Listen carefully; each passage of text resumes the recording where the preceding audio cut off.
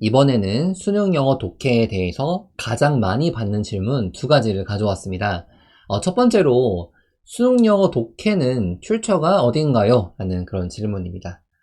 기본적으로 미국 대학 원서 수준의 난이도라고 보시면 돼요. 잘 이제 와닿지 않죠? 조금 더 이것을 명확히 설명드리면 대학에서 학사 혹은 석사 과정에서 배우는 전문 전공 서적의 난이도라고 보시면 됩니다.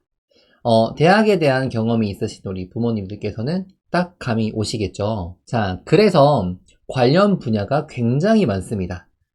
관련 분야를 일단 보시면은 심리학, 의학, 뇌, 사회, 경제, 철학, 화학, 음악, 정보 등등에 대한 정말 다양한 종류의 지문이 나오기 때문에 우리가 사실상 고등학교에서 내신을 준비하고 수능을 준비하면서 이 모든 배경 지식을 가져간다는 것은 거의 불가능에 가깝습니다. 자, 그렇지만 우리가 전공에 관련된 글의 문장 구성, 그리고 글의 흐름, 논리, 그리고 전공 지식을 요구하는 어휘 같은 것들을 책을 통해서 공부를 해야 된다는 건 분명히 맞습니다. 자, 한번 관련 서적을 볼게요. 자, 어때요, 여러분들? 딱 봐도 원서의 느낌이 나죠? 원서를 처음 보시는 분들도 이제 있으실 거예요. 자, 이렇게 원서가 쭉 나오고요. 이런 전공과 관련된 원서의 내용 중에서 일부 발췌를 해서 수능 문제에 나온다고 여러분들 생각해 주시면 됩니다. 자, 이제 관련된 예를 하나 들어 드릴게요. 20년도 수능 영어 34번 지문에서 사용된 지문입니다. 일단은 자, 여기 내용이 쭉 보이시죠, 여러분들? 자, 이게 뭐냐? 자, 이게 바로 자, 여러분 앞에 화면에 보이시는 자, 이 교육공학 전공서에 관련된 내용에서 일부 발췌를 해서 나온 그 지문이 바로 이렇게 수능 영어 34번 지문이 되겠습니다. 자, 어때 여러분들? 딱 이제 이제 그림만 봐도 상당히 내용이 어려울 거라는 거 좀 아시겠죠?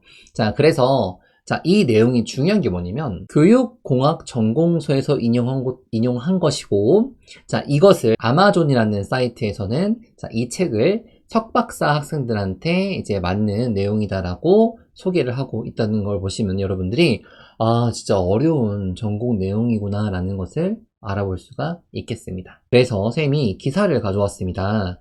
수능 영어 지문 31번에서 40번 대부분 석박사 전공서적에서 인용이 되었다는 내용이에요. 자, 내용을 보시면은 지난 5년간 수능 영어에 출제된 초고난이도 문제 지문들의 출처를 모두 찾아 정리한 자료를 보게 되면은, 그죠? 여기는 그 임전 교수님의 말에 따르면, 5년간 수능 영어에서 마의 구간이라 불리는 31번에서 40번 문제 지문 대부분은 미국 대학 전공서적 또는 석박사 전공 서적들에서 인용이 됐다는 내용이에요. 그래서 인류학, 교육공학, 심리학, 유전공학, 경제학 등 광범위하다는 거죠. 자, 다시 한번 보면은 학생들이 가장 많이 틀린 문제 1위의 오답률은 83%예요. 83%나 오답률이 높았다는 거죠. 자, 이 정도면 뭐라 말합니까? 고등학생이 풀 수 없는 문제를 낸 것이라고 말하고 있습니다. 자, 이와 관련된 굉장히 재미있는 영상이 하나 있는데 영국의 케임브리지 대학 학생에게 이 문제를 풀게 했더니 틀렸거든요. 자, 이 문제 지문의 출처는 더 피보탈이라는 책인데요. 아마존에서 지구과학 전공 서적으로 분류하고 있다고 합니다. 그리고 로봇 에틱스라는 공학 전공 서적도 관련된 내용으로 있다고 하죠. 교수의 논문을 인용하거나, 그죠? 석박사들이 읽는 책 내용을 지문으로 출제해서 이게 영어가 모국어인 사람조차 해석하기도 어렵다는 그런 내용을 담고 있어요. 그래서 이를 보면은 미국의 SAT, 즉 미국 대학 수능 시험과 비교해 보라고 했더니 이게 그러니까 그 수능 시험이랑 비슷한 게 아니라 미국의 GRE, 그러니까 대학원 입학 자격 시험과 비슷한 수준이라고 평가를 하기도 했다고 합니다. 자, 이게 여러분들 쉬운 게 아니에요. 사실은 쉬운 게 아닌데 그럼 어떻게 우리가 올바르게 공부를 해야 되냐, 이게 정말 중요하겠죠. 어떻게 올바르게 공부를 할까라는 거에 대한 대답을 드리도록 하겠습니다. 즉 배경 지식은 반드시 있어야 된다. 여러분들 배경 지식 무조건 있어야 돼요. 두 번째 많이 받는 질문은 그럼 선생님 책 도대체 뭐 읽어야 돼요? 라는 그런 질문이에요. 자, 그러면 결론은 뭐냐? 책을 읽어야 한다는 거예요, 여러분들. 글을 잘 이해하는 건 책을 읽어야 논리가 생겨요. 여러분들 말은 논리가 생기지 않아요. 책을 우리가 읽어야 돼요. 생각으로 우리가 논리를 만들어내는 것이 아니라 책을 읽고 우리가 논리를 만들어야 된다는 거예요. 쌤, 저는 시간이 없는데요. 그러면 한 권이라도 반복해서 3-4번 읽으면서 글의 논리를 쌓아가야 된다는 말이에요. 고1, 고2의 경우에는 어때요?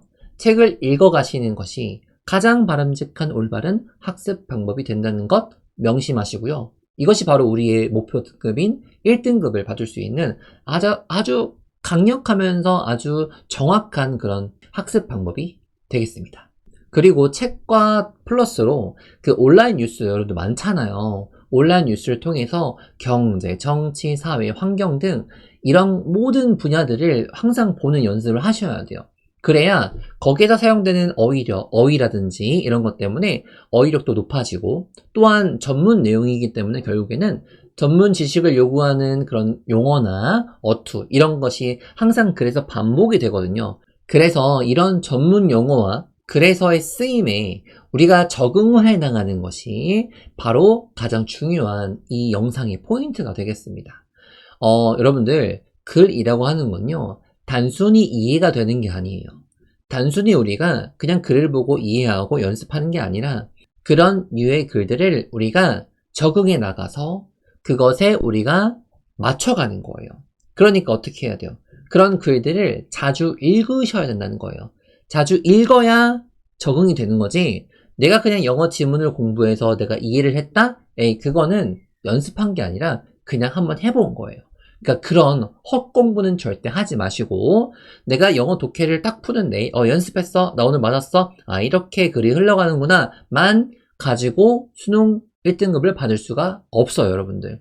그러니까 반드시 우리가 평소에 읽는 그런 책에 나오는 그 류들의 글의 흐름, 글의 논리, 사용되는 어휘, 그 다음에 글의 짜임새, 이런 것들을 우리가 자연스럽게 적응을 하려면, 자연스럽게 이해를 하려면 정말 많은 시간, 차곡차곡 쌓아야 되는 그런 지식이 우리 머릿속에 들어와야 된다는 것입니다. 그래서 마무리를 하자면은 선생님이 권장 도서를 몇 개 정해봤어요. 많이는 적지 못했고, 인문학, 과학, 환경, 그리고 경제학, 철학, 내용 쭉쭉 있죠. 그래서 이런 여러분들 도서들을 여러분들 보시면서 그 어려운 글이라는 게 이러한 어떤 흐름으로 이러한 말들로 자주 쓰이는구나를 여러분들이 잘 공부하시고 이해하시면은 여러분들의 영어 지문을 읽는 그런 실력이 많이 늘 거라고 저는 정말 단언합니다. 이 외에도 다른 책들도 많이 있겠지만 우선 이 보편적인 이 책들을 많이 읽고서나 여러분들이 이 글에서 쓰이는 어떤 어투나 글의 흐름이나 아니면 생각의 전환, 그리고 반복되는 그런 말들의 어떤 흐름, 이런 것들을 여러분들이 파악을 하시면서 밑줄도 쳐보고, 그 다음에 현관펜도 쳐보고, 그 다음에 거기에 내 생각도 한번 달아보고, 그리고 내가 공부한 내용이 뒤에서 나오네? 그 뒤를 읽다 보니까 내가 앞에서 공부했던 내용이 나오네? 이런 것들을 왔다 갔다 하시면 돼요. 그리고 이 책들의 가장 좋은 점은 뭐냐면, 사실은 책 한 권을 읽으면은 이 책에서 파생되는 것들이 많이 나와요. 예를 들어서 철학자 얘기가 나오면은 공자 얘기가 나오면서, 맹자 얘기가 나오면서, 아리스토텔레스 얘기가 나오면서, 그 다음에 플라톤 얘기가 나오면서, 그 다음에 데카르트 얘기가 나오면서, 이런 식으로 한 권의 책에서도 서로 막 같은 분야에 있는 사람들의 어떤 논리와 생각들과 그 다음에 관련된 내용들이 서로 막 주고받고 하거든요. 그러니까 한 권을 통해서도 정말 많은 관련된 지식들을 우리가 얻을 수 있어요. 그러니까 한 권 한 권 예쁘고 착실하게 잘 이해하면서 여러분들이 책을 읽어 나가면은 반드시 영어 지문을 읽을 수 있는 실력의 어떤 토대를 만들 수 있다고 생각합니다. 아시겠죠? 여러분들 책 많이 잘 읽어주세요.